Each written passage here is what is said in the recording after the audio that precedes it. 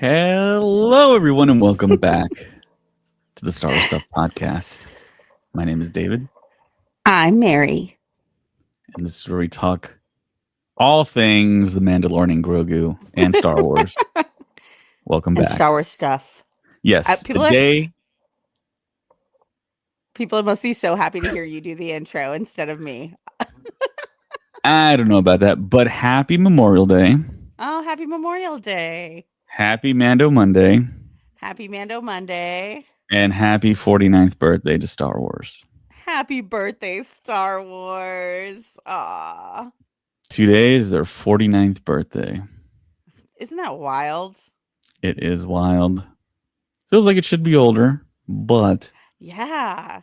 I am 4 years younger than Star Wars. Makes me feel old. Yet so far. I was going to say, so close yet so far. Yes, exactly.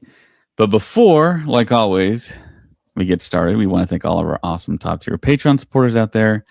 Leah McCallion, Kevin Leininger, Deb McCaffrey, Zach Netzel, Maya Morris, Adam Haber, Front Row King, Cam from Indiana, someone named Mariana Tia Arnold. We really need to just remove that. Rush Jedi 27, Alex Blundell, Indiana Solo, BC Doomit, and Sean Smith. So I want to shine a spotlight on BC Doomit. So BC Doomit actually gave me a Christmas present that he said, I'm going to give you a Christmas present, but it's not going to come until May. It came in, and I have a picture. I'll put it on the screen right now of it, and I have it right here. I can pick it up. It's kind of heavy, but this is what it is. Whoa! When you said that in the group chat, I did not realize. Yeah. So yeah, it's a facsimile. It's a copy of a poster that was signed. It's not that; those aren't the actual like signed autographs, cool but it looks real. If you look really close, it looks real. If you look at that middle signature on in the duel over Obi-Wan, that looks like it's real, like marker. And it's awesome. He said he paid a lot of money. He paid hundreds of dollars for this, and this was so nice of him. Yeah. And I was like, "Why, man? You paid so much for this?" And he's like, "Oh, I just wanted to get you a Star Wars thing because." He's like, I know how much you love it. And shout out to BC Doomit. And it's right here. I'll pick it up here. That's so nice. You know why? It's because you're a good person, David. And people know that. So they want to give you good things. Yeah. Oh, man, that's wild. I did not realize how big it was from the picture you sent. Yeah, it's pretty big. Also, your ring camera is really nice. Your ring light is pretty nice, too. So the signatures are Ewan McGregor, Hayden Christensen, Samuel L. Jackson, Kenny Baker, Tamil Morrison, Peter Mayhew, Natalie Portman, Ian McDermott, Christopher Lee, which is like, wow. Frank Oz, Herbie Bullock, and James Earl Jones. Oz. Yeah. Frank Oz is a hard one to get for sure. And I think I told this story on the podcast before, but when I was with Ted and we did like a little after party thing for one of the conventions, a random girl was like, "Hey, I used to babysit Frank Oz's kids." Whoa. Or I guess she was an older person, but I can tell it was dark. But yeah, and we're like, "Huh? What?" And I'm like, maybe she's pulling her leg, but she's like, she kind of went into detail about, I babysat Fozzie Bear's kids. And I'm like, okay, Fozzie Bear. She knows he was Fozzie Bear. Yeah, Miss Piggy. And it's like, I used to watch the kids and he used to do the voices. And I'm like, okay, wow, that's weird. And we were in San Antonio. Yeah. It's like, what are the odds? I don't know. Kind of strange. That is pretty wild. It's a small world, you know? It is. For reals. Yeah. And of course, we want to talk about legionsabers.com. They are our official sponsor. Visit their website, use the code STUFF at checkout, and you get $5 off currently. And I believe they're still running the promo to get 20% off. So you tack on the 5 on that. You get a cool lightsaber accessory. All kinds of good stuff on that website. Necklaces. We'll have some at SpaceCon coming up in 2-3 weeks? 3 weeks. Yeah, I got them less than 20 days. Yeah. So here is, I guess this is the Obi-Wan, right? It's the Obi-Wan saber. Yeah. Yeah. Yeah. I'm still going through my weird glasses phase here. So bear with me. So we got a new Star Wars movie. Yeah, we do. Yeah, And we you're wearing a do. really cool hat. Yours is already packed away in my suitcase. All right. Should we talk about like what like I was going to do but I couldn't Yeah. do? Yeah.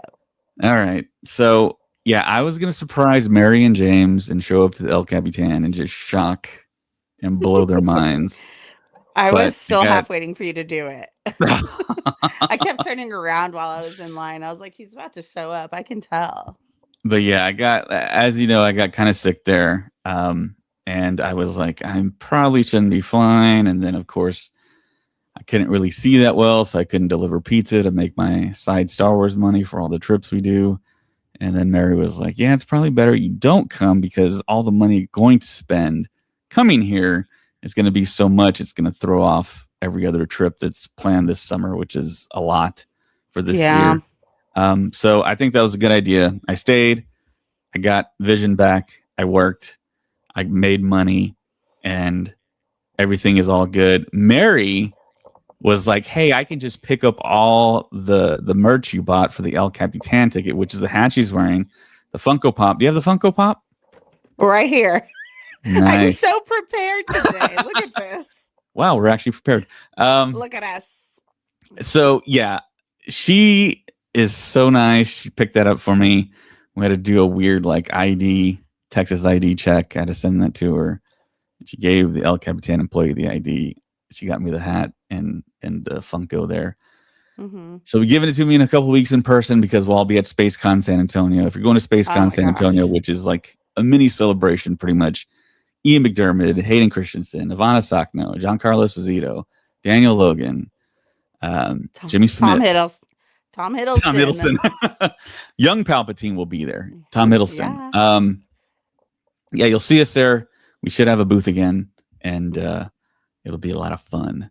But I'm so excited. I've already yeah. got plans.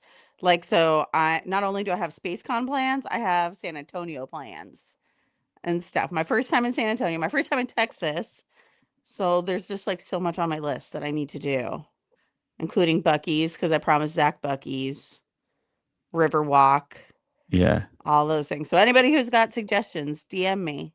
I want to know where I should go and where I should eat. And if you know good coffee places in San Antonio, let me know. And I think Monday will be the big day where we kind of Yeah. traverse Run the around. area. Yeah. Yeah, Derpy on YouTube. Derpy, I haven't seen you in a while. David was going to blow their mind so hard it was going to be the level of the Death Star blown up by Luke. Yeah. Literally. I was so wanting that to happen and just shock them to a crazy degree. But yeah, things happen. Unfortunately, I wasn't able to go. What was so funny though is like about a week before David told me, we were just chatting it up and I was like, okay, see you in a couple of weeks. And he had this look on his face like, what? What do you know? Later do I find out if he thought I knew about Yeah. El Capitan. But I was like, no, I'm Yeah. just talking about San Yeah. Antonio. Yeah, Mary saw it with James, and you had like the full blown like laser light show, Yeah. right?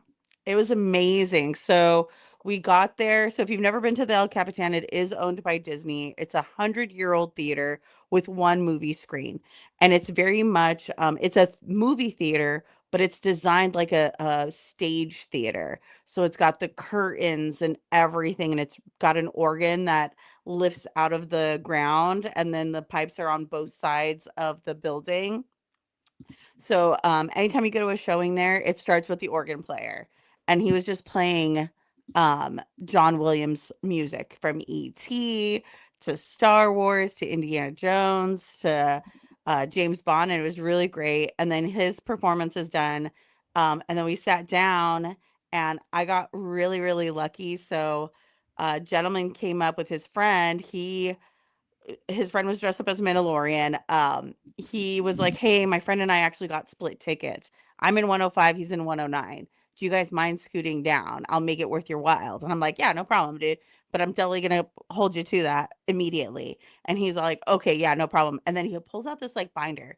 And I, going to WonderCon and going to the droid panel, I knew exactly what was happening. And I like screamed out, I was like, you have a droid. You have a droid. And he's all like, all right, get your camera out and get your hands free. So my husband took my camera and my phone, and then he put Grogu in my lap. It was the cutest thing ever. So that was like the start of my experience seeing it. And then it went into the laser light show. That's amazing. Posted it on Instagram if anyone wants to see it. And then straight into the movie. But what okay, here's the one bummer though. Next night, Jon Favreau showed up there.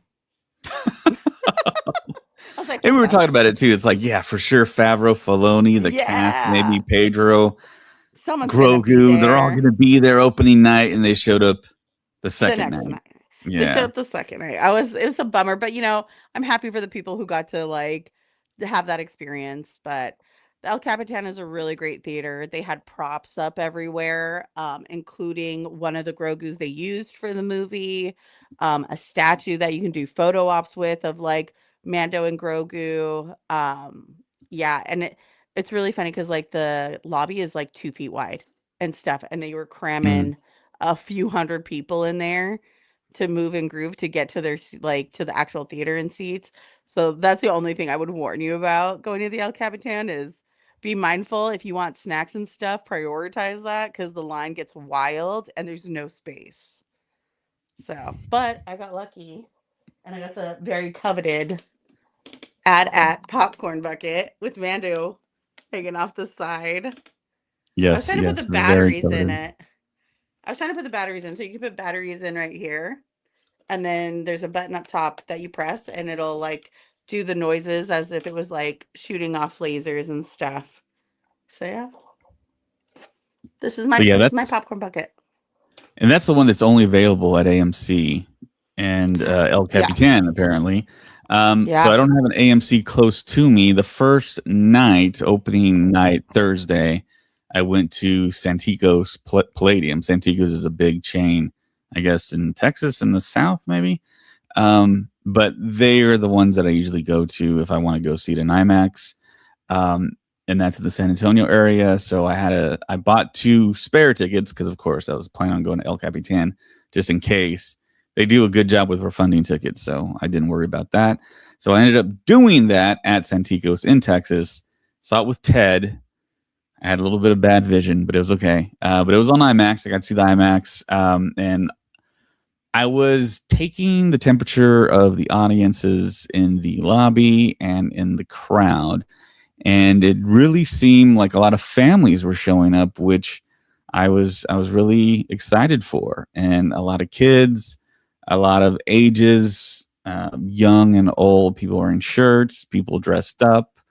I didn't see any professional cosplay, but I did see some people wear some masks, some buying a lot of the buckets. And of course, I wanted the AT, but they didn't have it there. So I was like, okay, that's cool. Saw the movie on IMAX for the first time. IMAX did this really cool like countdown, which they always do for every movie, but it was a customized one for this movie. It showed the Forge. I think you're on mute, Mary. Something happened.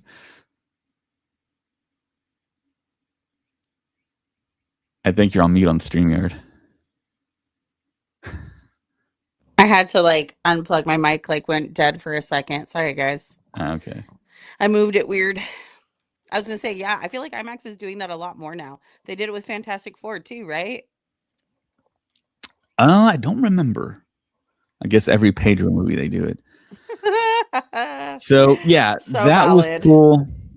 And of course, the second time I saw it was at the AMC Tech Ridge in Dolby. And that's where I recommend to see films in Dolby. You get the Dolby Vision, which is all these like lasers and it's like very pristine, vibrant color picture and sound. Of course, Dolby's famous for their sound. So the sound was just the best. That theater in Tech Ridge, the seats are amazing. They recline. You can drop your seat down. You can raise it up, which is wild. Um, and there's a lot of leg room. Like if somebody's reclined, you can still just do like a dead sprint out of there, and you won't hit anyone. So That's the wild. leg room is nice. Um, Third time I watched it, it's kind of like my tradition. I take my wife to go see it locally, and our local theater is actually not bad either. They upgraded the seats. They upgraded the AC.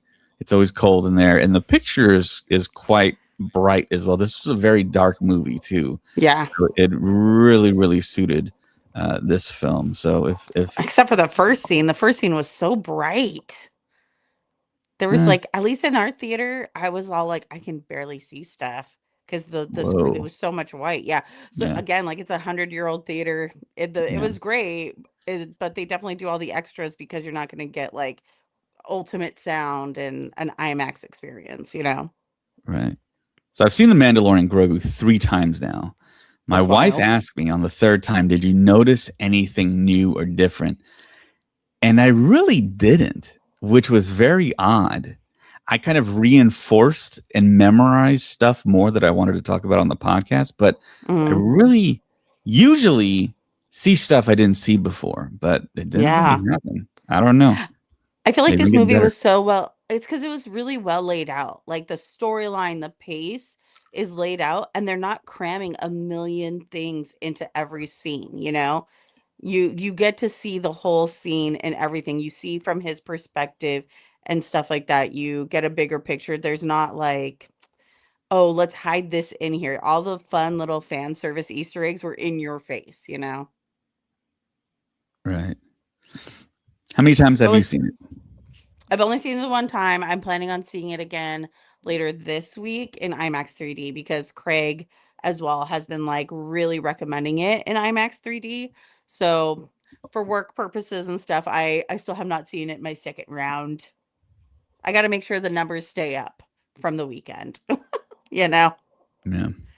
What do you think about that? The fact that it blew like I don't know if it blew it out of the water, but they were projecting the sales to be in like 60s to 80s, like below Solo, Um, right? well, I saw a lot of projections say 80 to 100 mil, and I Okay. think the final count was something like 103 million domestically, and I think 165 worldwide, which I think the total budget for the film was maybe 20 million more 16 than that or something. I So thought it they're was definitely like going to make their 160 money something. back. Okay. Oh, so they do I they? thought they I already don't hit know it. exactly. Okay, if Yeah, that's the I thought they case, did. all right. Yeah, I mean, to me, it's kind of a moot point because I mean, yeah, they didn't spend a whole lot of money, and they did like a kind of I don't want to say mid level, but they didn't do the $250 million bonanza that they usually do for like an episodic film. So Yeah. this kind of worked to their advantage. I wish that they would do the 80, the 60, dare I say, the $30 million film and do a very low scale, almost like have a division of Lucasfilm that's kind of like Blumhouse, you know, Yeah. where it's very small. Like you do, like the thing I keep on talking about and going back to is maybe do like a trooper or two. And I think this has already been done by a fan film. Show a snow trooper and a rebel pilot stuck during the Battle of Hoth, and it's just shot in the snow. You just do a simple set, and they're trying to take each other out, and then you have a story that revolves around that, like a character piece, and you don't have to spend a whole lot of money on that, you know? That'd be good. That's actually a really good idea. They kind of do that with Zeb and then the character who becomes a part of Fulcrum in Rebels. They have a Mhm. moment like that and stuff. So like they already kind of have that story. They could easily adapt it and turn it into a live action version of this. But I do love the fact that you used Blumhouse as the Mhm. example. I'm very curious if people even still know what that is. I think they still know. I mean, they just Maybe. dropped a really big horror Oh film yeah. that actually made more money this weekend than it did its previous weekend, Yeah, that's which true. Ted from Countdown just absolutely loves. But Obsession? yeah, Nice. I didn't realize they did Obsession. They did Obsession, and I think another horror movie is about to drop that I'm very eager to Mm. watch. Backrooms by a YouTuber. Oh. Oh, So okay, cool. that's yeah, that's something to look forward to. But and I like the fact if you do that, that's a way back into using the original trilogy stormtroopers, the Yeah. ships that everyone loves and relates to. All ages relate to it, and there's that nostalgia there built in. Um, so we want to talk love, likes, and dislikes here. Ooh. So and maybe I don't know if there's any Ethnical. hate. I don't think I hated anything. Okay, what Yeah, should I I don't think I start with? hated Let's anything either. let's start with our dislikes so that we end on Okay. what we love. We'll go from Okay. dislike to like to love. Okay. I disliked how they used some of the puppets. Not that they Oh, used come on, puppets. Mary. Not No. that they not that they used puppets. I love that they used puppets. I mean, dang it. Okay, I'm happy they used puppets. All right. I think the puppets are great. But there's like one scene that irks me. Yes. Where They there's just when chunked them. yes, the Anzellans and Grogu are swimming through the water, and there's a genuine scene where it's just the Anzellan floating. Like someone literally tossed this puppet in the water, had a camera, and just grabbed a couple of shots. They I said, was "Here, like, this poor puppet and stuff. I was like, if you couldn't finesse it just a little bit, at least Grogu's doing this, you know? you can't see that well." I think puppets should just not be in water swimming. I hate that was the worst part for me. I cannot stop having nightmares about that poor little Anzellan floating, just bobbing through the water. Okay, Ugh. I absolutely love the puppets.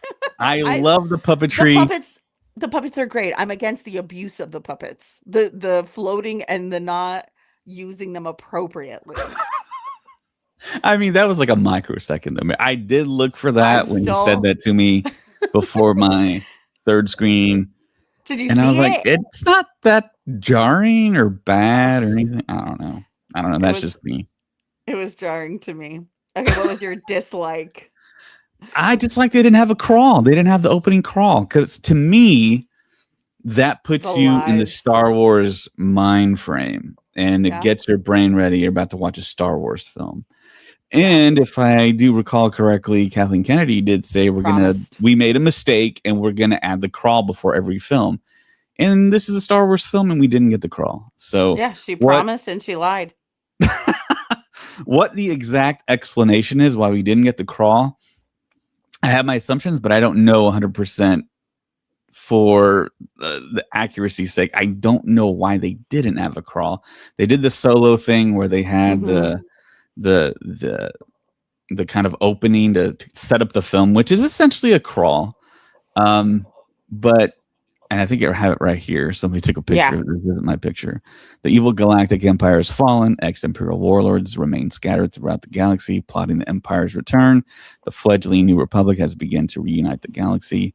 In the lawless outer rim, the Mandalorian and his young apprentice Grogu work to hunt down these imperial fugitives. Why not make that the Star Wars crawl? It doesn't have to be long. I mean, Yeah, just and two it did paragraphs. That's fine.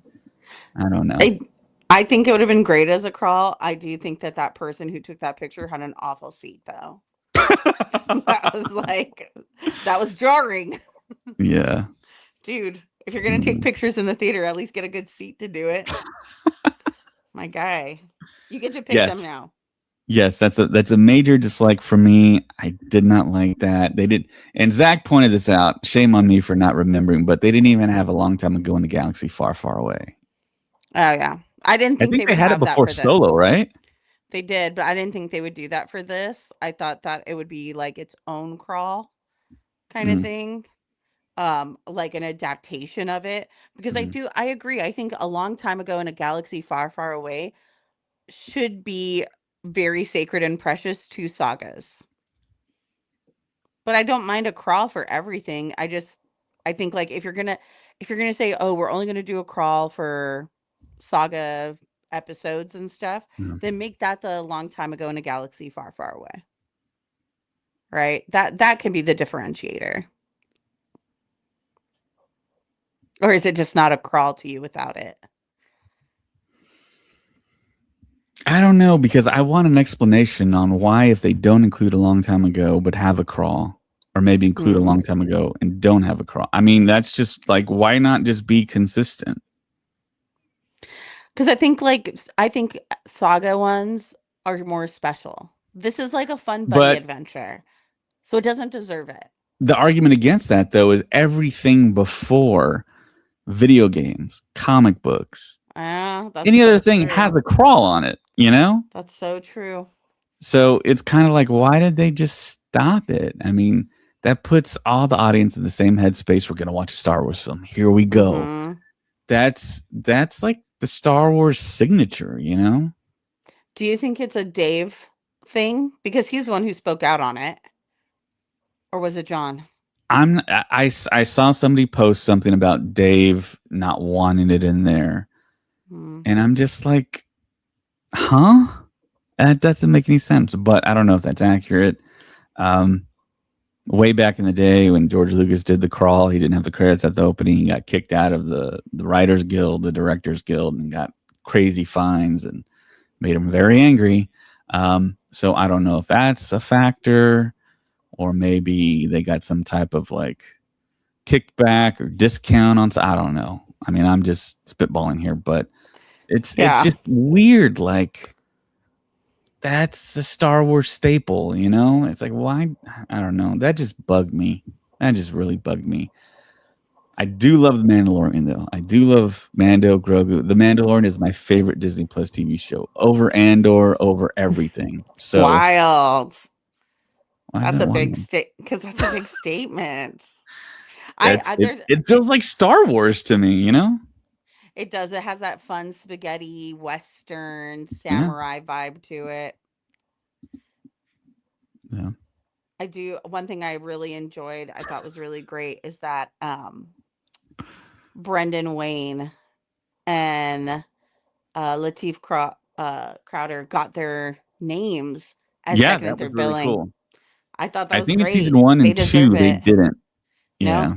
they deserve it. They do a really good job with the physical acting of Mando Hmm. and stuff. I think I saw an interview today. I think you might have posted it where Brendan Wayne was all like, how does it feel to be? What would your grandfather say? So if you don't know, Brendan Wayne is the grandson of John Wayne, the Great famous grandson, cowboy. right? Oh, I thought it was grandson. Maybe, yeah, great-grandson, Yeah. grandson.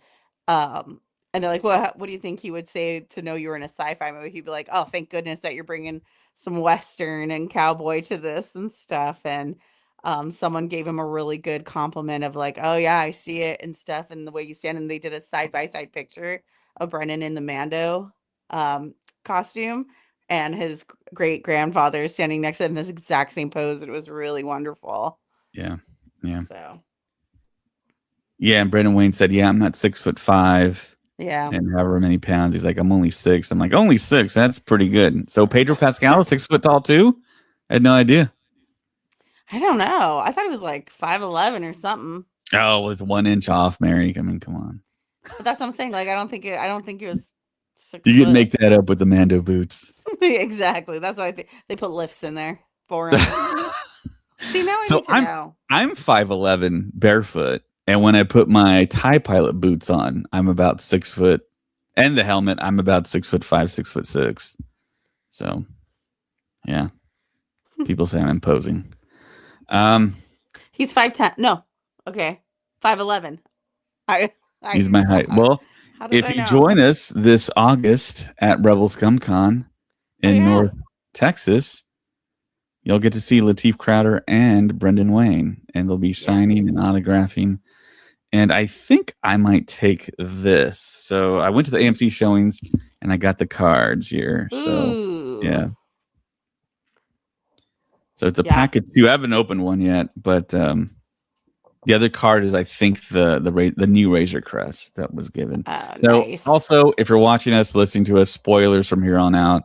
I think it's obvious we're talking about our likes, dislikes. So, what's another thing you disliked? Ooh, another thing I disliked, the way Mm-hmm. Rada moved. And I understand, it makes sense. That's how he's supposed to move. He's a slug. But I hated him doing the alligator roll. it just like bugged me so much. Or like how he uses his arms to like pull himself forward. And I was all like, why? Why is this happening? Like they couldn't think of any other way to do this. Um, I just yeah. And then his dialogue was very it felt like Jeremy White was doing his dialogue for it over his like AirPods in the car. You know?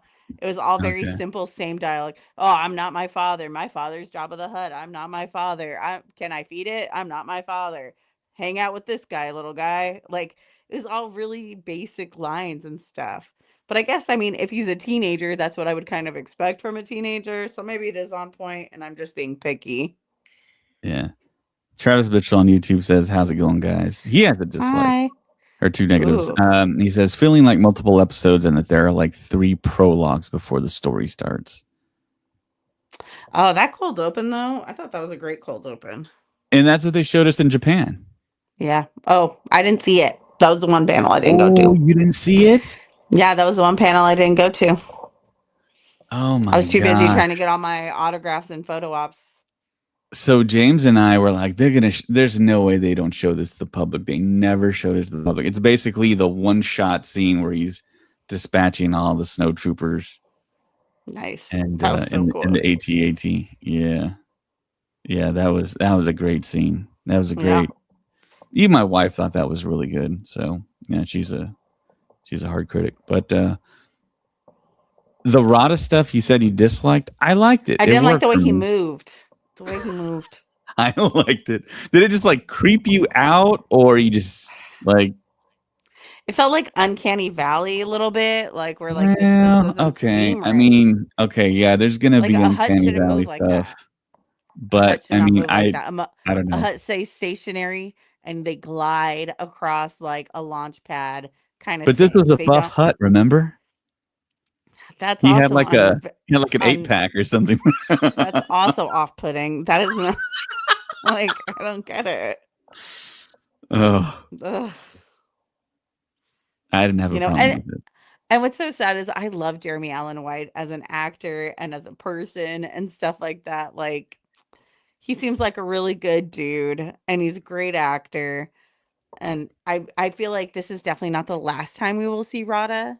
I feel like they don't introduce a character like this and make him kind of a focal point for at many points where he says a lot of these like lines of like, you know, um building a bond with Grogu, saying how Hutts live for centuries, just like Grogu's like species and Yeah. stuff like that. They don't make that. They don't introduce this. They don't bring a big name like this and give him what billing over Sigourney Weaver if they're not going to continue to use him. So I don't And think this will be the last time I'll feel icky about the way he moves. speaking of Rada, we have a new logo. If you didn't notice, Ah, he's so cute. Little baby Rada's cute though. so yeah, we have live action Stinky on top of Star Wars Stuff podcast now, holding the green lightsaber, which doesn't make a whole lot of sense, but It's we did it cute. anyways. It's cute. Yeah, yeah, it's very, very cute. Um, and John Favreau actually took the time to make the maquette and paint it by hand himself. So I That's believe it's a wild. 1-to-1 scale. You know what? He And needs to spend less time doing this and more time writing more movies. That's what he he may needs be to do. constantly writing. I'm not quite Mm, sure. I know that famous story on Christmas Day, he was sending emails to Filoni, and Filoni's like, "Are you sure? I mean, this is what you're doing today?" that's so funny. Yeah, yeah. What's Okay, what are another your dislike? what? Well, I mean, that's really it for me. That's it. Okay, Yeah, so I my really dislike. enjoyed this movie. Yeah, go for it. Um, Outside of the crawl not being there, what's your next dislike? I want to say the other major dislike I had was there was not a whole lot of, I don't want to say winking, but setting up the next part of Mandalorian and Grogu. Like maybe have I don't know. I don't know how to work this into the movie without being just like too on the nose, but referencing other events, possibly like a Mm, Thrawn thing, um, turning it Ahsoka. more into lore. Yeah, instead of it being like a siloed, like one shot, I would want it to be more connective to more things, and it just wasn't. There wasn't. And I know people do complain about cameos, and they have that term "glupshido," where there's stuff in there that it's like, oh, you're making an obvious on the nose reference to things. There's a good way to do it and a bad way to do it, and we've talked Yeah. about that to exhaustion on this podcast. But I wish there was. I wish it wasn't a siloed story. I wish it just wasn't just like, okay, this happened and that's it. There was no, and I guess another dislike was the fact that it was John Favreau directing the film, and and he is the man that started it.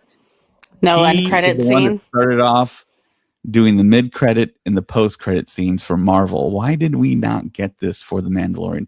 I mean, if you're going to get rid of the Star Warsness of it all and take the crawl out, you might as well throw in the mid credit, post credit too, because fans are expecting it. Fans are now conditioned to stay in the theater to the very Yeah. bitter end because they think they're going to get rewarded. And to not reward people, it was funny because the last piece of music was like the Mando theme played like on a little like what's it called? The little guitar? The Mandalay? A ukulele. The Mando yeah, ukulele. That's what it sounded like. And my buddy turned to me and was like, "Is this like Mandalorian bar mitzvah music or what is this?"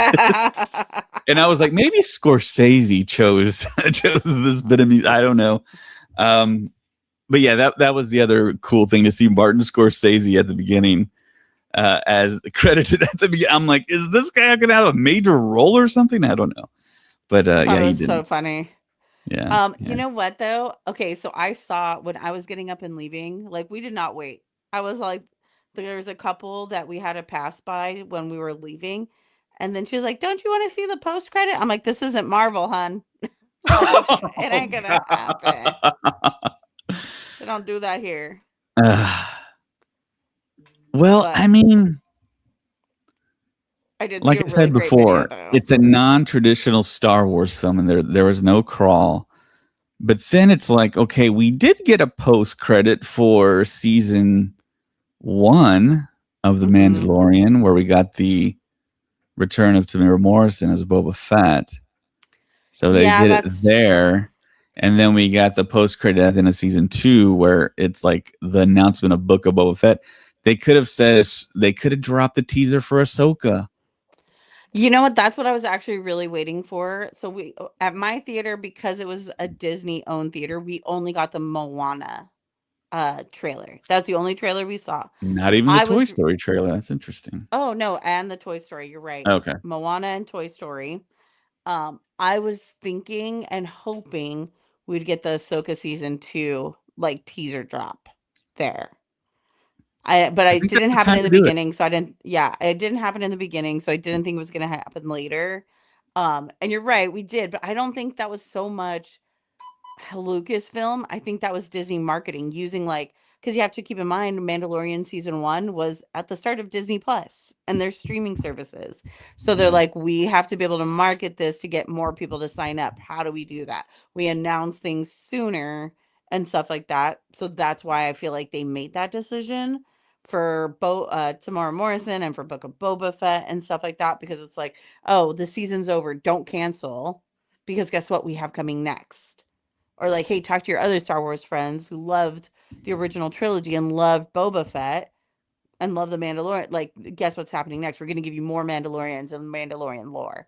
So I don't think it was so much a, oh, here's a teaser trailer kind of end credits scene. I think it's like, here's marketing. And it made sense to market that then. And to me, it kind of feels like this is like a test movie of Hmm. sorts I because agree with that. if it doesn't do well, they're gonna maybe not do season four of The Mandalorian. But do you call it The Mandalorian and Grogu now? I don't know. Um, Is it just Grogu? Grogu and Dad. Yeah, rebranding maybe. I don't know, but Maybe we get Rada in season 4. that'd be awesome. Yeah. But I would think Rada costs a lot of money. Yeah, because it's not a Um, puppet. yeah, unless he's I like don't know. piloting his own ship and you just show him like No, because he armpit can't fit in high. the cockpit. He can't He fit in has the a special cockpit. ship. Yeah, Oh, they get a special because that new builds him one. randomized Republic era ship like the Razor Crest or whatever for him. I don't know. Uh-oh. Um, How did you feel about how he got a new Razor Crest? that's fine. That's just a little Yeah, story just makes device sense. there to get him back in the Razor Crest. And I mean, it served the story. You got to rescue Rada. You got to put him in a big ship. Yeah. Um, and now he's got a new Razor Crest back. I think a lot of fans were upset because, as you can see behind me there, I just moved for a second. I bought the Razor Crest from HasLab, and then as soon as that window closed, they blew it up at the end of the season. And everyone's like, oh man, we just bought this new toy, this new super expensive toy. They blew it up forever. But That's I mean, hilarious. yeah, It's yeah, that back. was, yeah. I mean, I didn't even like the design at first, but I fell in love with it. It was basically a huge part of the show. It was almost like a character. Yeah. Um, so I mean, I had no problem with that. There was story decisions that needed to be made to get certain things to progress the story, which I didn't have an issue with. That was all fine. Um, Another dislike I had, which is going to maybe shock a lot of people and maybe make people mad, but Oh no. and maybe it'll grow on me. But let me see how to say this. So Uh, I love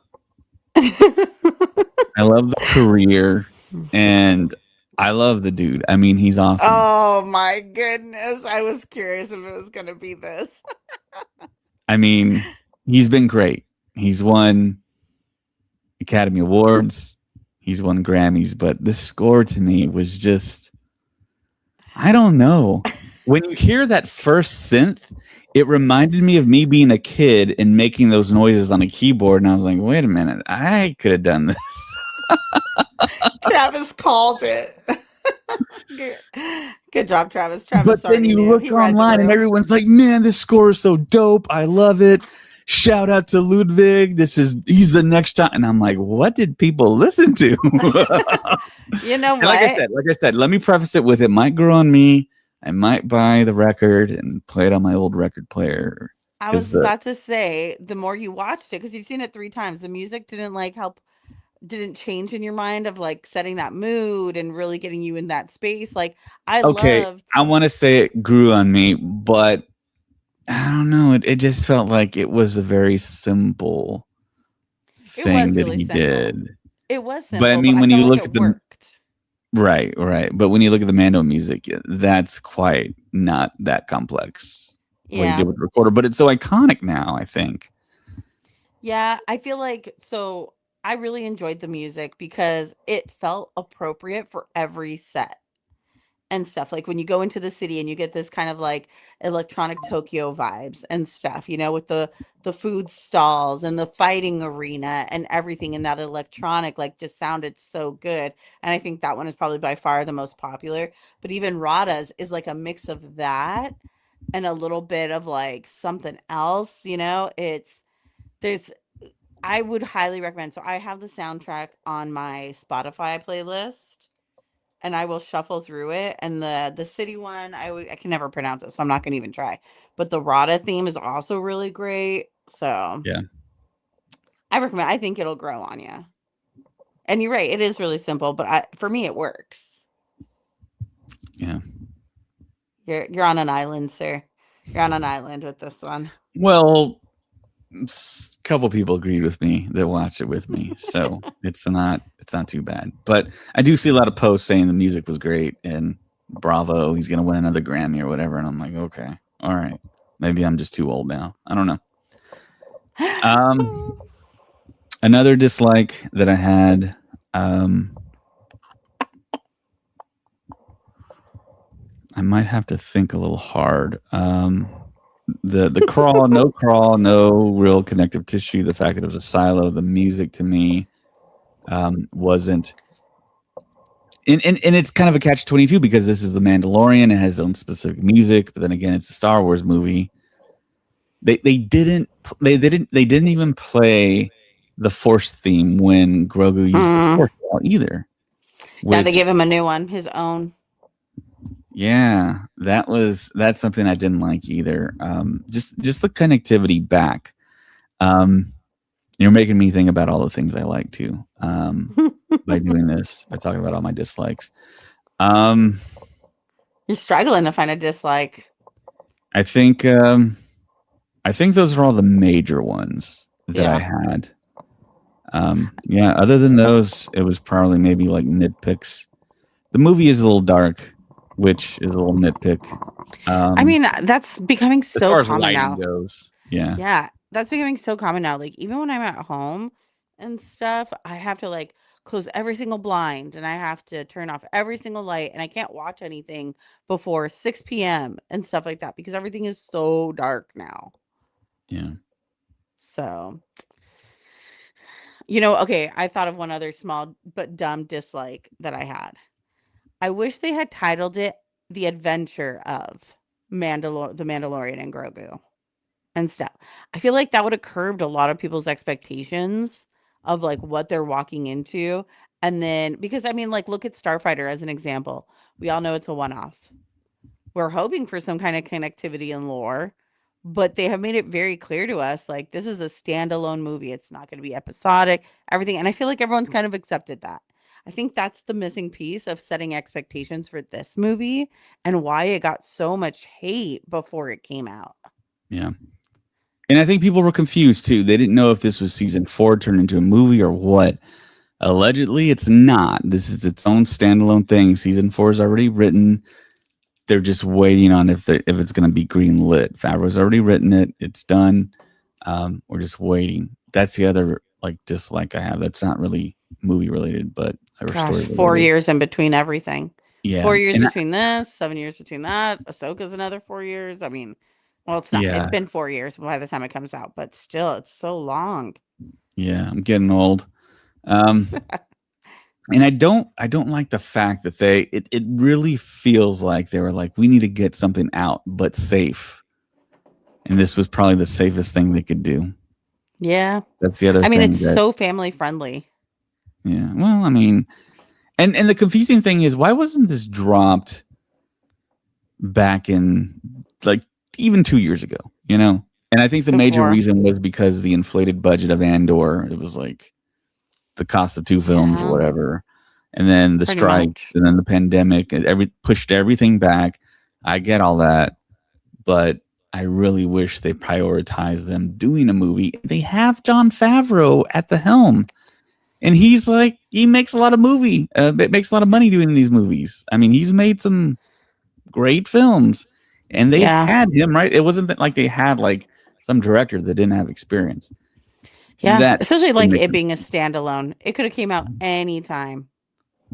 Yeah, yeah, I would rather have gotten this earlier and waited on getting the Acolyte and Skeleton Crew. yeah. Yep. Okay, what do you like? What do I like? What did I like about this film? So I did like. I mean, first of all, I love the character of Din Djarin, and I love the relationship between him and Grogu. I love Grogu. I love that character. I love that he was not an onlooker. He participated in the action. I love the Yeah. action set pieces. I love the fact that we got, even though it was truncated, I think a little bit too much, maybe the use of X wings and Y wings and the U wing.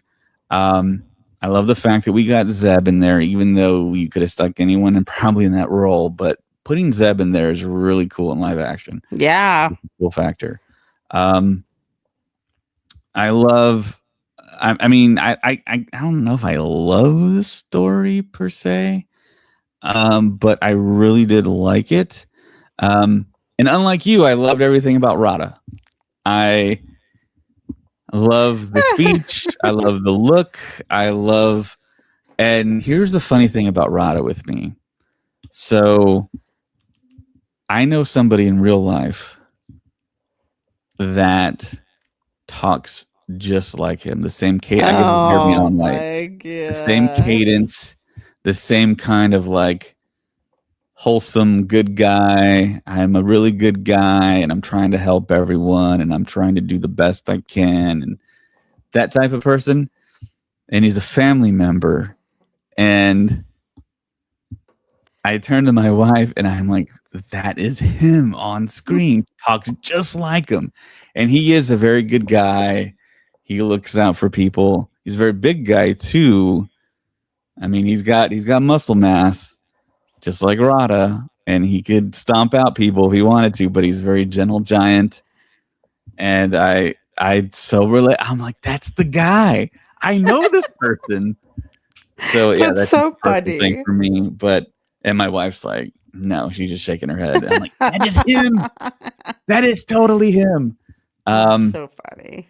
yeah, I like and it's what it was weird to hear him speak basic, which is our English language. Yeah. To hear him just like talk, to hear English come out of a big old hut, like just conversationally with no accent But was that makes sense to me. it That makes does sense make because sense, but it's just he's been on the run his weird. own. Yeah. Yeah, it's Like just like, does this work? You know, I was like trying to listen to the audiences to hear if they had any audible reactions to it, and I really didn't hear much. I haven't seen much yeah. either, so I guess it worked. Yeah, They I pulled feel that off. like I think I'm on an island with that one of like this Rada like being kind of icky and weird in my brain kind of thing.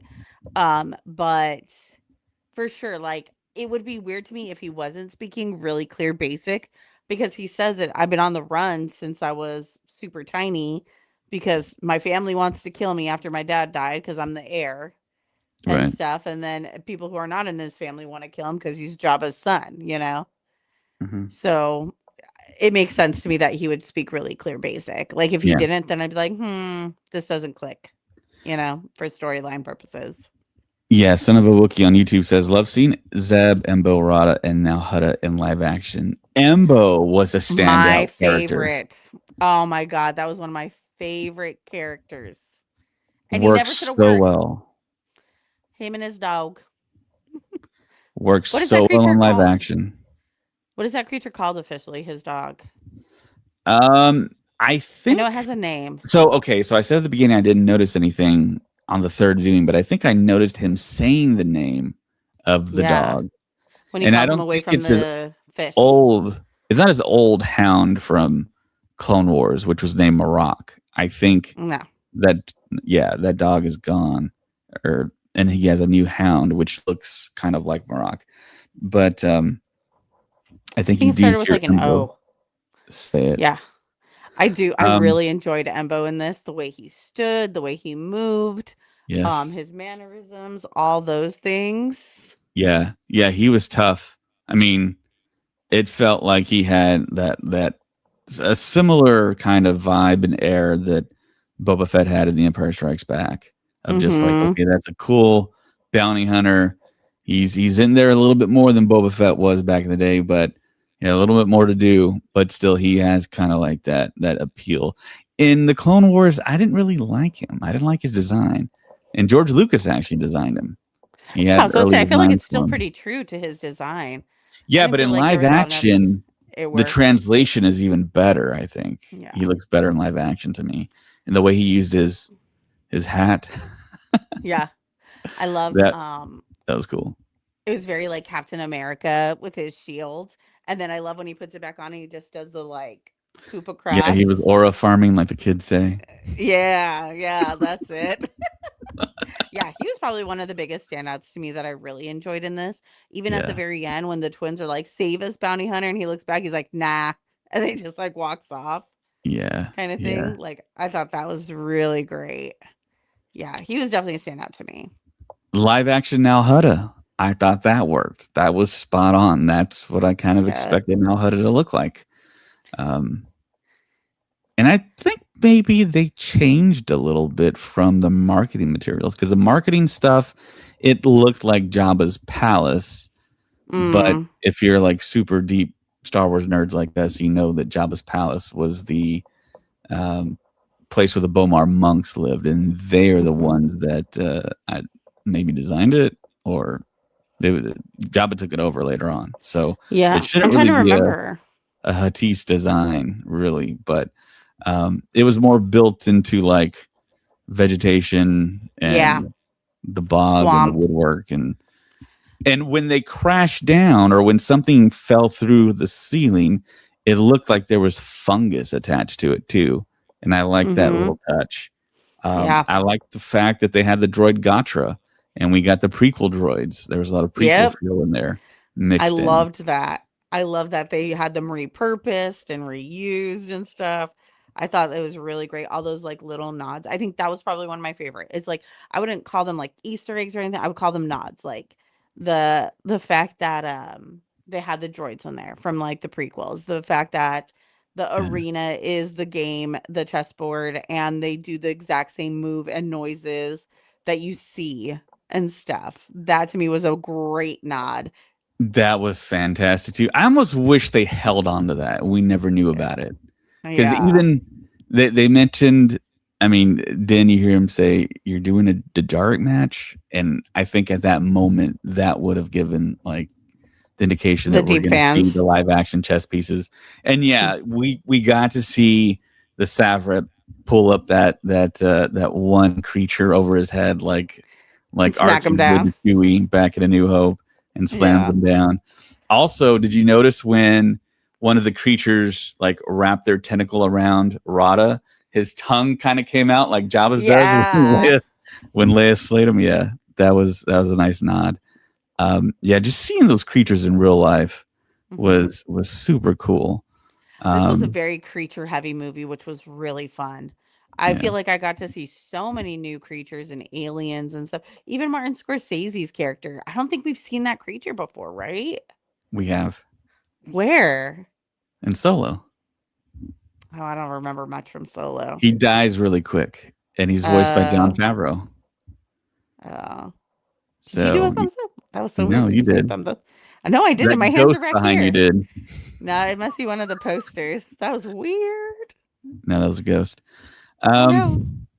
Who's Force Ghost? That's the question. Oh, But yeah, it was Rio Durant. We saw him in Solo. He was a pretty cool character, four armed Ardenian, and then we see another Ardenian.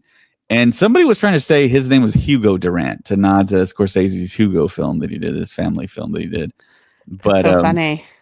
Favreau said that he let Scorsese improv and riff his lines. Yeah, So and his mannerisms. yes, so they had to customize the movie to what Scorsese riffed on, which I think is cool. And Favreau, I think he is the king of riffs and improv in big budget spectacle films because allegedly Iron Man was a total improv. That's wild. I don't believe that at all. I don't believe that at Okay, all. so there was an outline. There was an outline. There was a script, but they just said, Robert, do your thing. And he did his thing, and it came out fantastic. One of the greatest movies of all time, I think. Um, so yeah, there's that. I know there's a lot of people in chat telling us stuff, and I'm glad for it because I remembered more stuff. Yes. Yeah, Embo. We talked about Embo. Rada's Rio design. I Durant. loved it. Loved his voice. I love the twins showing back Hmm. up. I love the fact that that place is like crawling with huts, and who knows Yeah, what I they thought were that was. doing. I don't want to know what they were doing. I don't want to know. It's It like a was just scene all from other very awkward. movies. Very Yeah, awkward. Very not family friendly. very not family friendly. Yeah. Maybe. Um, I love the trapdoor that they have and stuff that yeah, the leads down into the dragon bottom. snake. Yeah. That was very cool. So, yeah, very cool design, very cool use of it. The action set pieces with that dragon snake were really cool. Um, do you know what its first appearance was in live action? In live action, no. I know I've seen it in animation twice. We've seen it in the Clone Wars. Mhm. Obi-Wan dispatched it very quickly with his lightsaber, made Quick no work. work of it. But the very first appearance, I did not know this. Something I did not know. I just learned this. But The Empire Strikes Back on Dagobah, Oh no! the monster that spit out Oh, R2 on Dagobah, that was a yeah. dragon snake. You know what's so sad is I was watching that last night, and I watched that Well, exact I scene. mean, I went, there's "Poor even. R2." I thought that was a totally different creature, actually. Yeah, I didn't think it was the same one at all, and I And when just people watched both. posted it, I was like, I gotta look this up. So I went to Wikipedia, looked it up. It's true, according to Wild, Wikipedia. Yeah. wild, Um, wild. yeah, the design, the trap door, the classic. Yeah, hit the button, you fall through in a Hutt's lair. Yeah. Um, One thing I also really loved about this, I loved two major things that I loved about this. Okay, three major things that I loved about this. One is on trend. I love the music and stuff. I love the music. You know, you love the puppets. I love the music. It works. It's fine. We'll balance each other out. But I thought the music was great the entire time. Get that thing away from me. he took a dive. He took a dive. He got tossed in. The poor abusive puppets. Yeah. Um, but I loved the music. I thought Ludwig did a great job with it, in my opinion. The other thing I loved is that we got to see Grogu do more. He wasn't just hanging around, lifting his hand, being cute, things like that. He had a lot of cute moments. Don't get me wrong, a lot of cute moments. His relationship with Rada was really sweet, with them on the beach, them taking a nap together, and stuff like that. But getting a whole scene where he's taking care of Din, right? Like, he doesn't really know. He does force heals. He's like, "Why are you not waking up?" He builds him a little shelter. You get a little bit of comic relief in there during this moment. He goes off and gets water and food and things like that. So, you know what I mean? Like, we got to see him actually do stuff. He also had to like figure out how to get to him, right? Him and the Anzellans and stuff. And then he looks back. He's like, "Get in the ship." He's like, "I'm not gonna fit in there." He's like, "Well, then I'm not going either," you know? Like, Yeah. I do think it was a little too long, but I really enjoyed seeing Grogu actually do something. Hmm. Makes me think like, okay, we're moving in this direction where he's gonna have to figure out life without Din, and is he even gonna be able to survive without losing all the cuteness that he brings in, you know? Yeah. Yeah. So Devin, one of our awesome Patreon members, he says on Instagram, "Am I the only one who didn't like the credits at the front of the movie? Felt wrong." Yeah, It's I wasn't expecting it. I don't know if it felt wrong, but I definitely was not expecting it. it's a catch-22 for me because yeah, we're doing the Mandalorian, but it's a Star Wars film. We have credits for the Mandalorian. I don't know. That whole beginning, no crawl, the credits in the front. That's not the traditional thing, but Mm. I mean, it's weird. It's like calling a cat a dog, you know. I mean, it's so like it doesn't feel right, you know? But like I Yeah. said, I'm old. I'm used to the crawl. I'm used to all that stuff. So I don't know. I mean, and then you had the discourse of the public saying, "Oh, it's just TV in public because it's the Mandalorian." So that just gave them more Yeah, ammunition, you know? And I didn't like I that. guess. But Yeah. it's also like you have to accept the fact that it started out as a show and now they're doing a movie. So what else is it supposed like you're going to connect it mentally to what you know of it, right?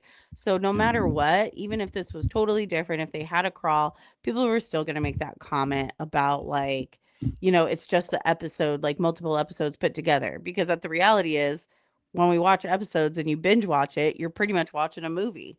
You're watching Yeah. 2, 3 movies put together. So yeah, I think that commentary was gonna happen regardless. Yeah. And here he is now Um, on YouTube watching us, Dev McCaffrey. Credits Hey, bothered me more than the Devin. crawl. So the thing I did love though were these guys. I know this is Babu Frick. He wasn't in the movie. It was like four Zellens. They weren't Babu Frick, but they were all voiced by Shirley Henderson, who Yeah. voiced Babu Frick, and she voiced all four unique Zellens. And of course, she was also Moaning Myrtle in the Harry Potter film. Um, Great job. I love these guys. I mean, I just love the design, the Yeah, they're big great. hands. They're mechnics. Um, they can fix anything, build anything, apparently.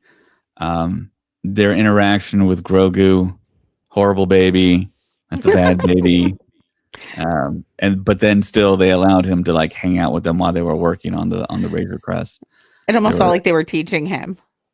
yeah, yeah. Yeah. But yeah, I just love the design of these. And J.J. Abrams got a special thank you at the end of the film. It was a few people actually. J.J. Abrams, Edgar Wright, Guillermo del Toro. He helped on the design of Rada, I believe. Mhm. Um, I think John Watts got a thank you. The one of the runners for Skeleton Crew, and of course the director of the Spider-Man trilogy. Um, and yeah, there's a few other people out there, and I think there's one name I just did not recognize, and I was like, "Who's that?" But Mm. yeah, and then of course you saw the same kind of names that you've seen before in post Yeah. credits. You saw a lot of Sam Witwer. He was a voice of a stormtrooper or a trooper out there. Anthony Daniels was the voice Anthony of a Daniels, yeah, you droid. pointed that out. He I continued his loved streak. that. Yep, He's he's in been in every every Star Wars movie. film. He voiced a That is droid. amazing. Yeah. I think it was like an air trafficking one. Okay. But which one was that? What part of the movie was that? I really don't remember. I think no, it was like not when he's not when he's going back to base the first time. uh, So, okay. And a lot of people complained about this, and I'm like, well, this is what they do in The Mandalorian. All of the director cameos, and they're actually characters in Trapper The Wolf Mandalorian. Trapper Wolf, yes, Rick Famuyiwa, Deborah Chow. I love that scene on the prisoner continuity. when they blow up that base in outer Mhm. space. That's one of my favorite episodes too. Um, but yeah, I don't mind that. And Filoni was there with his actual like real life hat on, Hat. like Yeah. his tan hat that he wears. I don't have a problem with that. I mean, and to see Doug Chang in there Yeah. too, that was fantastic. I was like, "Are we Have going to you get to ever see him been pilot?" I think you were the one who told me to go to his panel in Japan. He is Mm. such a great speaker and his book is amazing. He's maybe So, the best speaker I've ever heard. yeah, Doug Chang. Shout out to Doug Chang. He's probably one of the smartest people, him and John Knoll. Yeah. Also, Dennis I, Mirren, ridiculously great at speaking. Ridiculous. And that was my first celebration experience that I had going to his panel. And he did like a PowerPoint presentation on Return of the Jedi. very And I was cool. like, I feel like I'm at work, but we're talking Star Wars. Dude, I feel like you would love a Craig Miller panel. Maybe. You would love it. You'd love Yeah. it. Yeah, the story, I mean, I liked it. I didn't love it. Every It was time I saw the fun. movie, I saw it 3 times, like Yeah. I liked it more and more and more. I thought it was But just a fun story. yeah, I mean, I think I'm just kind of getting over the fact that it's not a traditional Star Wars film in Mhm. the ways I talked about. But yeah, I Pedro really loved all Pascal the was great. action. Yeah, Pedro Pascal was great. The puppetry I thought was great, and I love puppets. That to me, that is Star Wars. People cried for a long time that we need more practical, more practical. Yeah, there's a lot of great practical sets, full scale Yeah, sets in this one. yep, yep. And they kept the budget down, so they're Mhm. gonna make money if they haven't already on this film after the first weekend. And a lot of people did go. A lot of people Yeah. did go see it. I know we went into buying tickets at certain theaters, and there was not a lot of people in there. Um, I don't think any theater I went to was a sellout. There were still seats available, Ours which was is a why it's fun. sellout. Yours didn't sell out either? No, ours was a sellout. Oh, okay. There was only one empty seat that belonged to David Lozano who did not make it. That was the only empty seat. And I was sitting in the balcony too. Yeah. So, yeah. Stuff happens. Yeah. What's another thing that you liked? I loved all the action sequences. I Okay. thought the movement, the swagger, the amount of like murdering that was happening was so great. You know what I mean? It wasn't like he was just beating people up. Like, no, he was in there, he was getting business done and stuff Yeah. like that. Like, he's here. Um, I love he we got the Mando line. I can bring you in hot or I can bring you in cold. That Yep. was Oh, amazing. the line that had everybody rolling in my first showing opening night. Mando walks up to Radistel and says, "Dewana Wanga." Yes. Oh my god. Okay, so let me tell you, this was the fun part about seeing it with James and stuff because you Yeah. guys would say it all the time as the like sign out. I hear Wanga, I start to giggle. I hear James do a full rolling laugh and stuff because he's like 2 seats away from me. And then I start laughing. So my husband's like, "What are you laughing at?" I'm laughing at James. Oh man, I wish I was there to hear that. I probably would have heard him. Yeah, you would have because he had like a his big rolling laugh and stuff like that. Oh man, it was hilarious and stuff. That is awesome. Yeah. I laughed and I thought it was appropriate when Grogu saw the thermal detonators and was constantly tapping on his helmet and then looked back in and started tapping harder. Like, let's get out of here. I'm like, bro, we're cutting it close. Yeah. Yeah, that was really good. There was a lot of great comic relief and stuff. Okay, you know one thing, like I actually really enjoyed how they did it because I was really worried about this.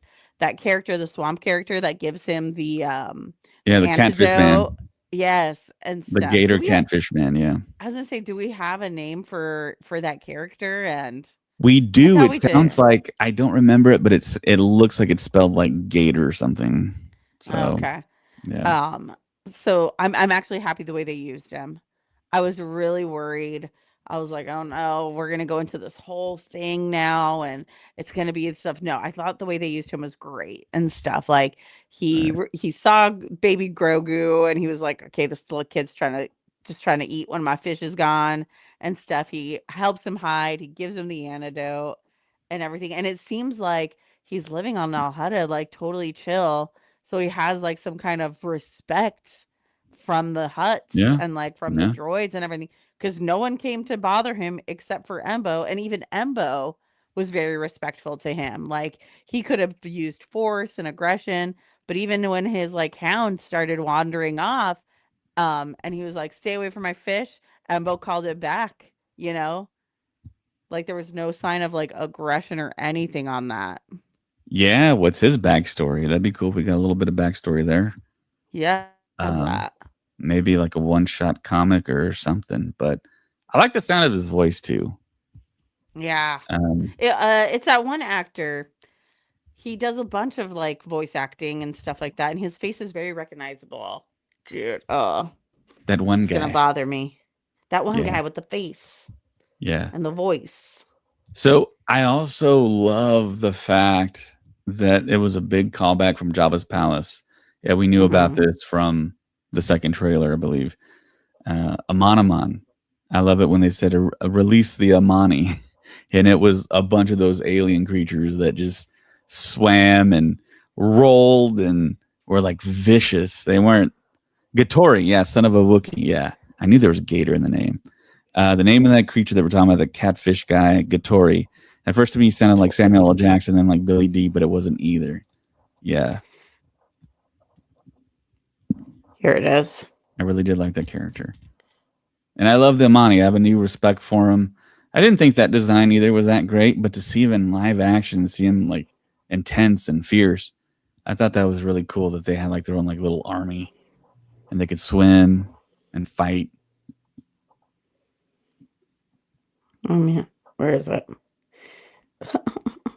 Tori. Okay, here he is. Son of a Sorry, Wookiee on ass. YouTube says, I think Grogu will be a big part of Star Wars for years to come. Stephen McKinley Henderson.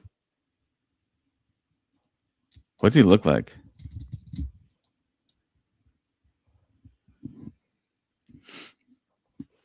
That name does sound familiar. Yeah, once you see his face, you'll Steven. recognize him. Is he like a comic No. as well? No. This guy. He was in Dune. I think I've never seen Dune. No one come for me. I thought you watched all those movies. Mm. Dune is just like too long. Ladybird. That's where Star Wars got its ideas from. Mm. So they But say. anyways, yeah, I like the design of the droids. The droids that had the big shoulder pieces and um, the different droids that and like the circular. Um, and I think that we've seen those types of droids in the Mandalorian, the ones with like the saucer heads Yeah. and the different like almost Knights of the Old Republic type style um, Yeah. heads on some of those droids. I thought we got a lot of I feel like we got such a good balance of like recognizable characters, some deep cuts for like fans like us, that were really meaningful ones and stuff, and a lot of new. I feel like we got so many new great characters, so many new great like things that I feel like you know what it is. Maybe this is a standalone movie, but I think it's a foundation movie where they can build and bring in so much off of this story because we've introduced Rada, we've introduced Gatori, we've introduced Embo in live action and stuff like that. So I think maybe this is just the first movie of connectivity and lore, and it's starting its own little like sprout of stories. Hmm. I really hope Rada comes into play. I mean, he said at the end of the movie, I feel like I want to stick around. And Zeb was like, I think I have a uniform that fits you. So Exactly. if we go back to Adelphi base, are we going to see Rada there? Are we going to see Zeb there? Um, I I think we'll have to. People would be so upset if we don't. so my buddy Carl, who's been on the podcast before, and we've gone to celebrations together, will be going to the next celebration, maybe driving his Tesla over there. But You guys he are wild. noticed something that I didn't really pick up on. I didn't try to pick up on because I'm like, I understand movie making that there's budgets and all this and that. Zeb did not interact with anyone except for Din Djarin most of the time. And then when He they was the walked main person, into, yeah. then when he walked, when they walked into the base, he just disappeared. It's like he was no longer in frame. And of course, money. It takes a lot to render him and artists to build him and everything and animate him.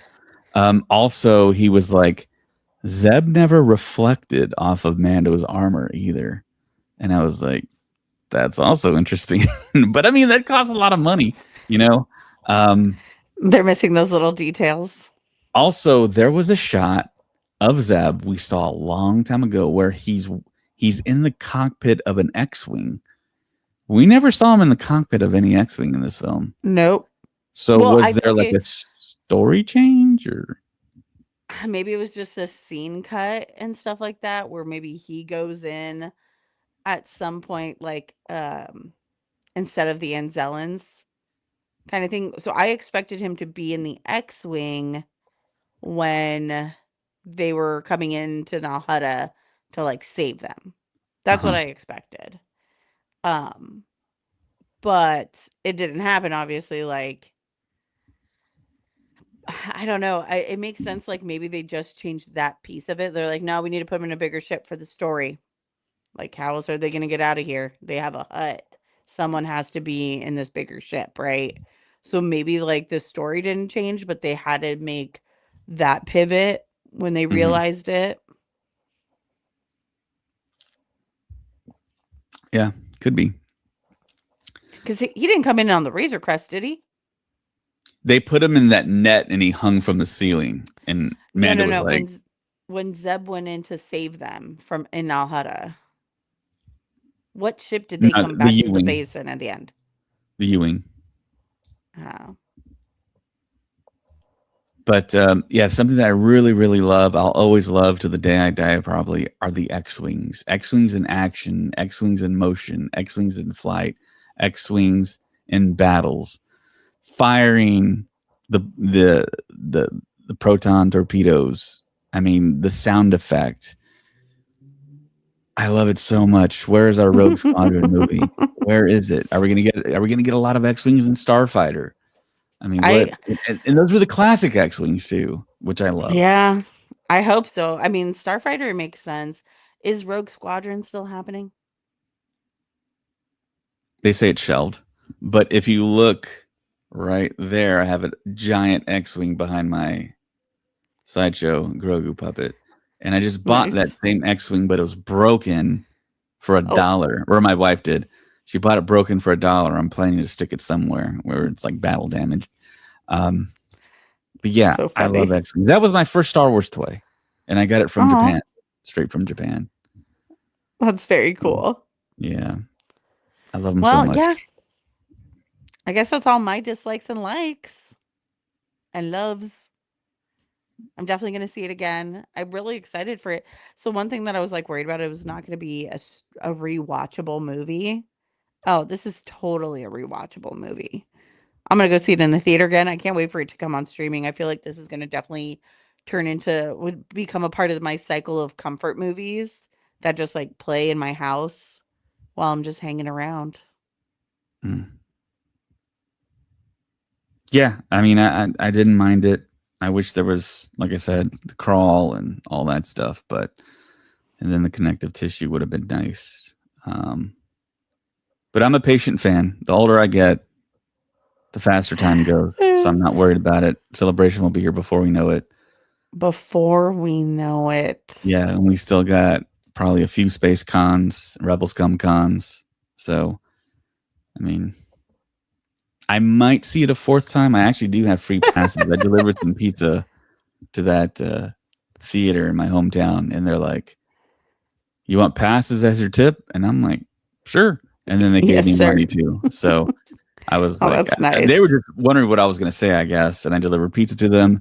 I get some free passes, so I can go and Nice. check it out, and maybe have the whole theater to myself, possibly on a weeknight or something. But yeah, I do want to see it one more time. And Craig Five is telling everyone that they should watch it in IMAX 3D. Mm-hmm. Um, that option is also open to me. They just only show it once a day, so I got to hit it right on target. I got to be, yeah, as the saying goes. Um, but yeah, I think the more I see it, the more I'm gonna like it. It's a solid film. It's a solid It film, is. and with characters, full of characters that I love. These guys, he almost bent over again. Grogu, seeing him in action, Din. putting his armor on, the Razor Crest his back. Oh, You did get a shot of the N1 starfighter at his hovel yeah. on Navarro. When we were flying back to Navarro, I thought we are gonna get Cara Dune. I thought we are gonna get that as a surprise. I knew that that was not going to happen. Gina How did you Carano know that, is Mary? because Gina Carano would have she would not have kept that to Spill the herself. beans. Especially while she had that fight recently kind of thing. Nah, like She did she's talk done with Star Wars in Disney. interviews, though. I was She's like, done with Disney. Disney is done with her. no, they're talking. There's I don't talks. know. That's I what think she it's said. talks to I don't know. I haven't seen that confirmed anywhere else. Yeah. Um but I will, you know what? There was one thing I think we were saying on the last podcast that I found out later is that people were kind of upset like there was no reference to Carl Weathers when they were on Navarro.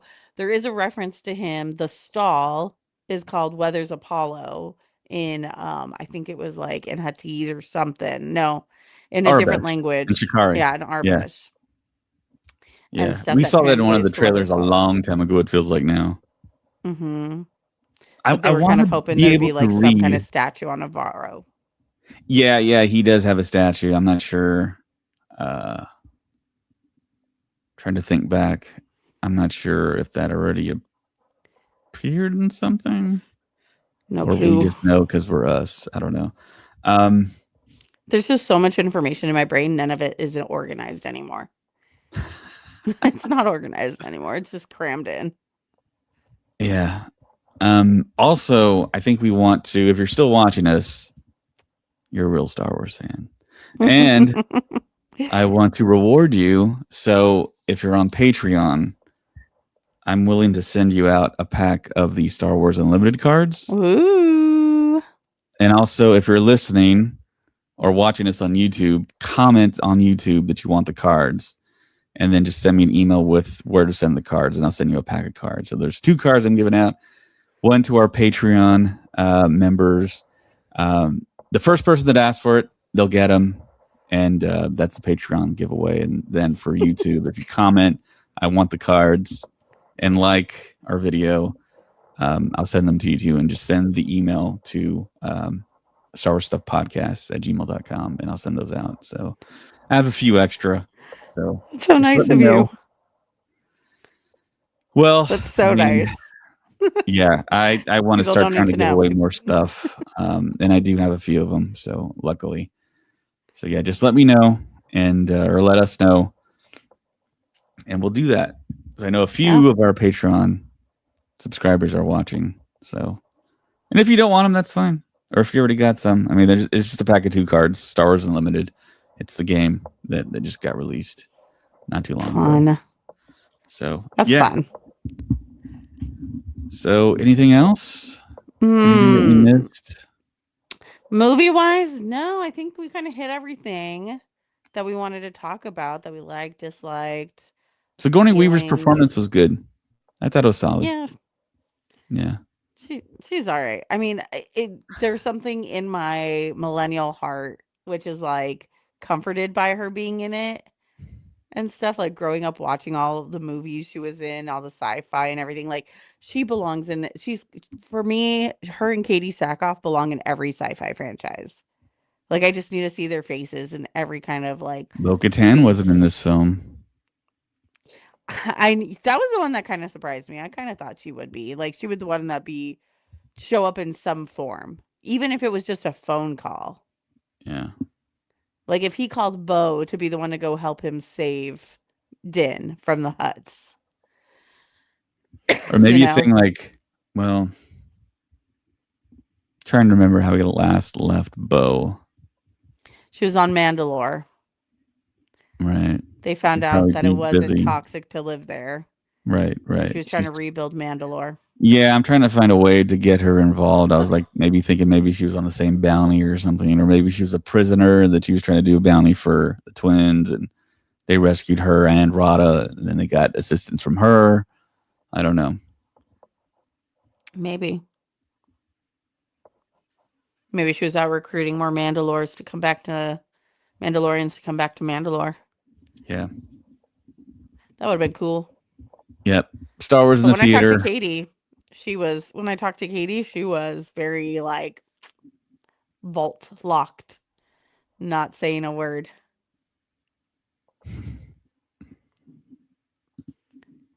Yeah. I wish she would have signed up for Rebel Scum or Space Con again.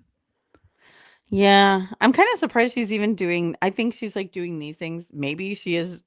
She was in Ahsoka season 2, but my understanding is she's been in LA this entire time, um, because of her daughter's treatment. Mm, okay.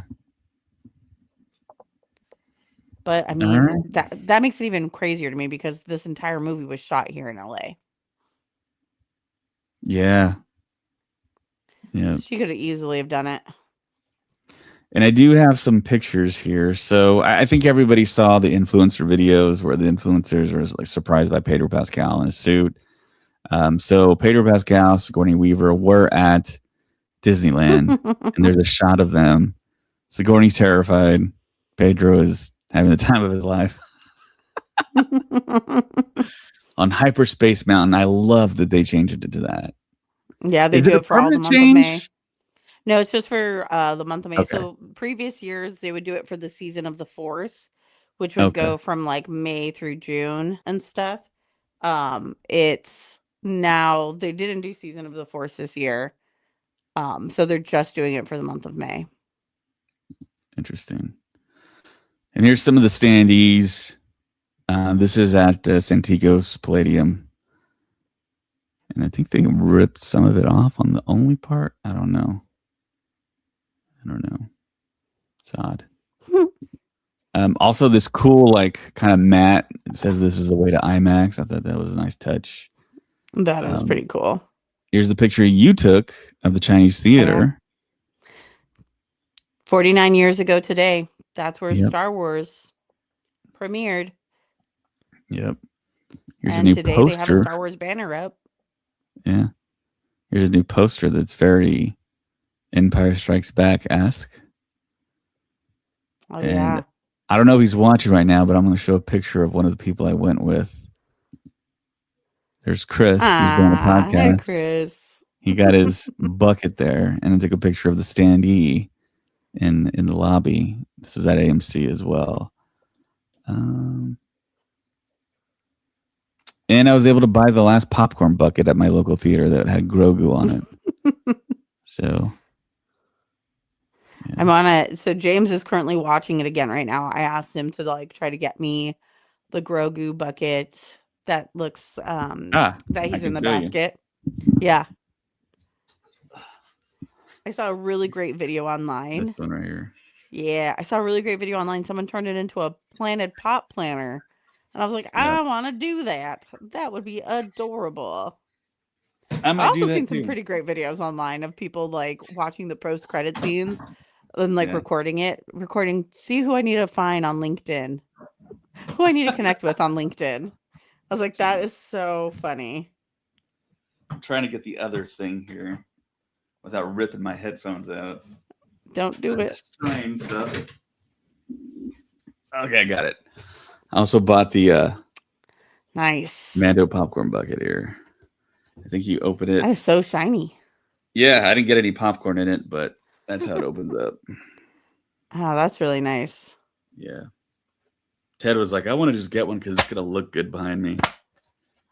So, yeah, I'll put that somewhere. It's cheaper than an actual helmet, too. Yeah. It's almost the same size. Almost. Yeah.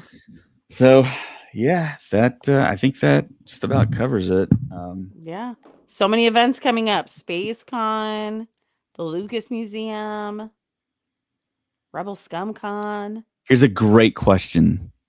Oh. What did those popcorn buckets cost over there? It was ridiculously expensive here. Yes, it was. So I bought these two at the AMC in South Austin, and I could have swore the lady said $180. And I was like, what? And I was like, all right, whatever. I got to go. But it actually turned out to be $114 with no popcorn. That's wild. The at alone, I think they would have threw the popcorn in there if I asked for it, but I was like, yeah, don't dirty them up. I just bought them just to have them. So my at was alone was $80. Yeah. That's probably one of the greatest popcorn buckets of all time, in my opinion.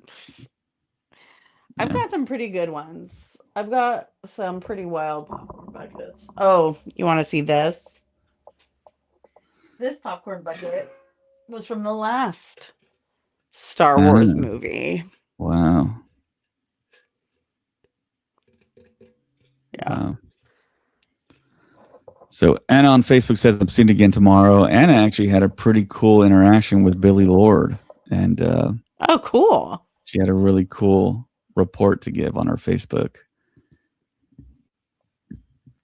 And I'm hoping to meet Billy Lord at some point, sometime. Hopefully she comes around to our place. She seems to be more open to it now that her kids are a little older.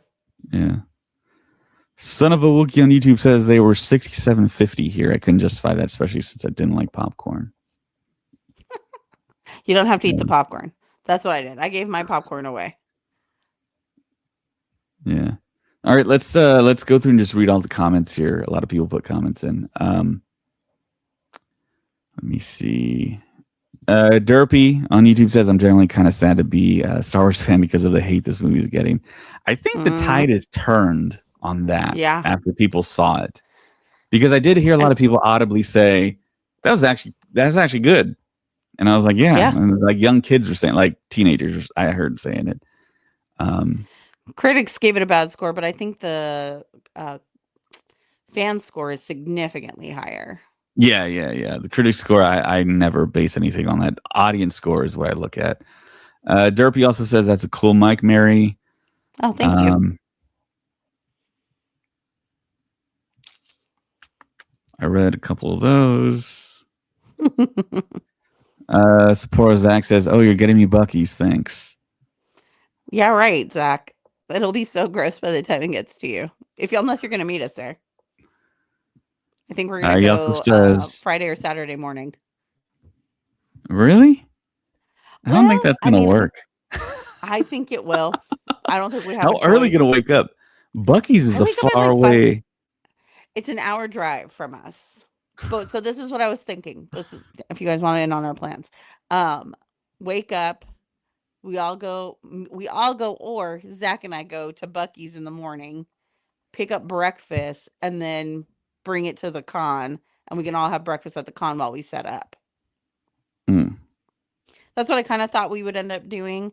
Whoever wants to wake up early and go, who doesn't, it's fine. This is why I rented a car. This is why having 2 cars comes in handy. yeah. Zach on YouTube says Buster Keaton and Chaplin. Yeah, based on that. Zach said no popcorn buckets here. Wow, that's You need to go to Tokyo Disneyland to get your popcorn buckets. You have the best popcorn buckets in all the world, sir. You just got to go to Disney for them. um. Travis Where's Mitchell my says Tokyo also I Disney felt the popcorn action bucket? got to be too much. Shoutouts went on way too long, and while I don't want to say Mando feels invincible, I don't think the action challenged him as a person. I think Embo challenged him. I do too. I think Embo really challenged him. I thought the snake challenged him, Yeah, you know? Um, yeah. you know what thing we didn't bring up? The What's that? helmet coming off. I thought his helmet would be off a lot longer than that. Yeah, yeah. But I mean, it's really Latif that does all the action, and Yeah. And Brendan does the walking, he does the walking and the gunslinging. the Anytime you see presence. him with a Yeah, blaster and a gun, that's Brennan. Anytime you see like choreographed action moves, that's Latif. So that's why. So the last pod when me and the guys were talking about, it's like, oh, it's weird that they threw his helmet down. I was like, I bet that was in my brain now that I think about it. It's like, oh, that had to be because Pedro would not be able to do a lot of the physical moves to get in and out of there and stuff. So they had to get the helmet back on him some way so it could be Latif. yeah. Yeah. Makes sense. Travis on YouTube says I go back to the show and think of all the father-son moments, which were great. In the first half of Mhm. this movie, there really none. He says, "Don't touch that and get out of here." Well, that's He what a also father treats him has to like a do. puppy. He also treats him like a puppy half of the time. Sit, Uh, heel. uh, Son of a Wookiee says on YouTube, we haven't seen a fit hut before, so it makes sense that he moves differently. So he Oof. was arguing with you there. Yeah. I mean, everyone has a right to their opinion and how they feel. If that's how you feel, I completely understand. Just not how I feel. That is not a way a hut is supposed to move. And Travis on YouTube also says, as someone who likes Din, I felt very disconnected from him emotionally. I didn't. So when Mhm. Rada and the Zellans came in, who were challenged and don't always win, I got invested. So did my theater. Interesting. Okay. He also says, as for Thrawn, Rada kind of is heir to the Hutt Empire Hutt space. Joining the New Republic grant them more access to space. When he finds out Ahsoka's missing, he'll likely go find her. Ooh, That's smart. I But would then that really means like he's got to that. take over. He's got to take on his dad's syndicate, But are they willing to crime spend the empire. money to animate him in live action for the Ahsoka season 2? I don't know. Maybe. Well, it's I already would done. love Ahsoka season 2 is done. I would love that continuation. But I mean, that doesn't mean he's not in it though. He could have been in it. Yeah. He says, I love that without dialogue, we see Grogu sinning for himself in the woods, which Luke most definitely taught him during his training, down to his own master built huts and hunted for food. Yeah, I Yeah. I love that. That's some connective tissue there. And he says if Rada has a uniform, that's less Hut to animate. Is it though? No, because I think they have to animate the uniform. Right. That's what I'm thinking. Yeah. And then Travis said he's going to hate the music. I told you. Called it. Travis also says on YouTube, I really like the music because it felt like the universe of the world we were in, not so much music for the movie we were watching. I agree. He also says the synth of Shikari makes me think of sleazy streets, neon lights, and also the music of the UFC entrance. It worked on me. It kind of had like a Matrix vibe to it. Yeah. He also says I was on an island thinking Din Djarin feels like maybe Din Diesel with how many superhero things he's able to do. I understand he has armor and skills. I just want to see him challenged. Well, I mean, he did get challenged by the dragon snake because, I mean, he didn't get out unscathed. So yeah, he needed Grogu's assistance to break him out, essentially. Travis on YouTube says going off the action, it went on long enough to a point where it even felt mean-spirited. So many people getting shot in the head, animals getting killed. It got annoying a few times. Did you feel like that at all? No, I loved it. I know their bird got blown away. Yeah. And then the rat from the pipe that Grogu shot the paintball at, that got blown. Yeah. That got disintegrated, I think. Yeah. I don't think it made it out.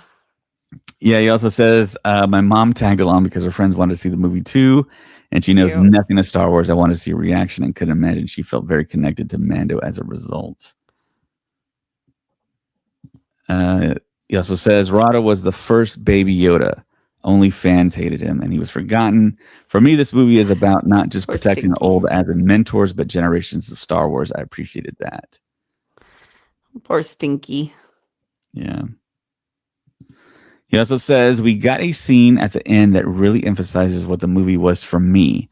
Mando swimming in the water, holding Grogu, foreign Zellans, and Rada, things that represent each trilogy, saving them all. Makes sense. That's kind of cool. Son of a Wookiee on YouTube says, I liked Rada speaking basic. He didn't want to be like his father, and I feel like Jabba would be insulted by him not speaking Huttese. Yeah.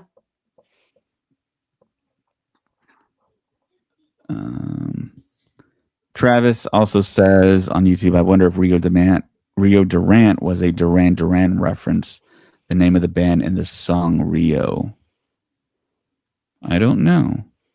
Travis, how do you know all this? When I heard Rio Durant the first time, I thought of Kevin Durant.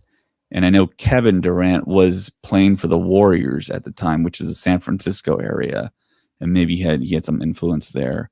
Because I know they did the whole Kobe Bryant homage thing. Mm-hmm.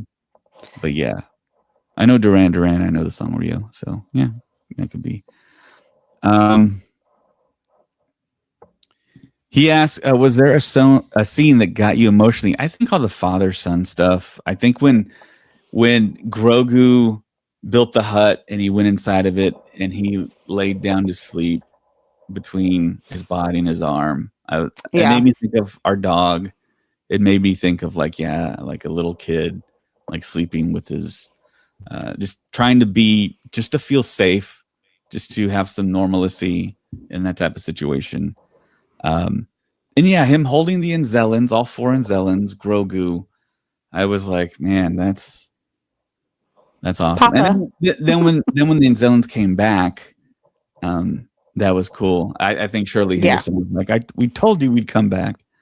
And I think Dan was surprised. And I love that fact. And of course, they brought the whole Adelphi fleet. Son of a Wookiee says, Lovey and Zellen's Babu Frick was one of my favorite parts of The Rise of Skywalker. It's maybe the biggest takeaway from The Rise of Skywalker. I don't know.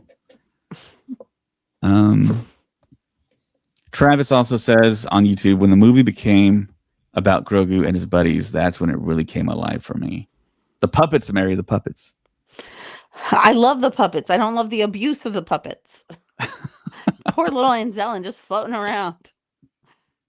Yeah. I can't believe it wasn't more jarring for you. Travis also, well, I mean, they're puppets. Travis says, I like the credits. I knew right away it was a Top Gun homage with the ships refueling at sunrise. We just needed a rendition of Danger Zone and Hatties. That would have been funny.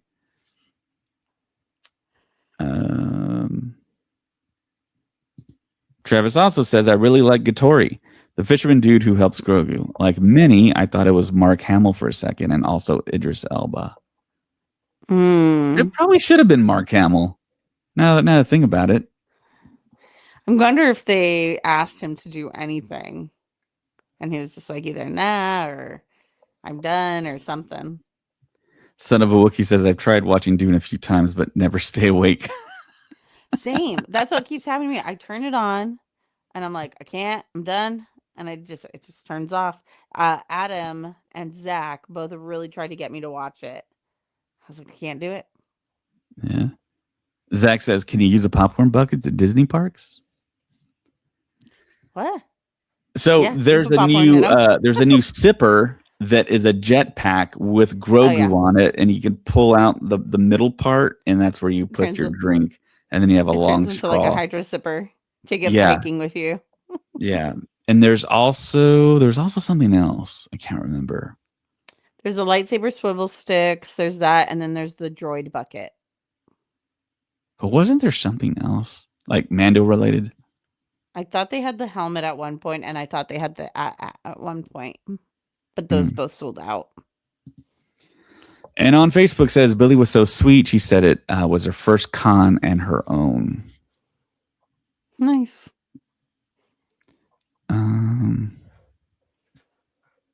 All right, that's pretty much it. So thank you everyone for participating in the comments there and listening to us and subscribing to our podcast on YouTube. Like I said, first person that chimes in, I can send them a pack of the Star Wars Unlimited AMC cards. Also on Patreon, first person checks in there, you get the cards. And of course, you can find us everywhere on social media. We're on Instagram. Thank you for everyone watching us there. Hopefully I read every single comment there. I think I did. Just scrolling right quick. I think I did. Yeah. Chris mentioned that I was talking about him at one point. Twitter at StuffPod. You can find us at Blue Sky at Star Wars Stuff. .bluesky.social. Threads. We're on Star Wars Stuff Pod as well. Patreon. You can always subscribe there. We have some free content, some stuff you got to pay for. But everything that we do, it ends up there. So it's a good aggregator. So if you miss something on YouTube or Facebook, you'll probably see it there. We're also on TikTok. You can email the show, starstuffpodcast@gmail.com. When I do a giveaway, you can email that particular email. Send me the address where to send your stuff to. Facebook, we have a page and a group, and that's pretty active. And on Apple and Spotify, give us 5 stars. That'd be great. It helps the podcast. It helps us in the rankings. Maybe get Lucasfilm to notice us more. I don't know. Also, check out StarWarsStuffPodcast.com. We do have a website. James has written some terrific articles. There's a lot of stuff on there about Maul Shadow Lord. So check all that out. And we should get him to write an article about the movie. I think he will. Right now. I think he will. I think you'll see that. I think he'll be really good. He's a really good writer. So check all that out. And there's one more comment. If I can get to it. Is it the Son of the Wookiee? 5-star review is done. Thank you so much, Son of a Wookiee. Thank you. That's awesome. All right. For Mary, my name is David. And may the Force be with you. Always. This is the way. Dun dun dun dun dun dun dun dun dun dun dun. That was good, but Dewanawanga?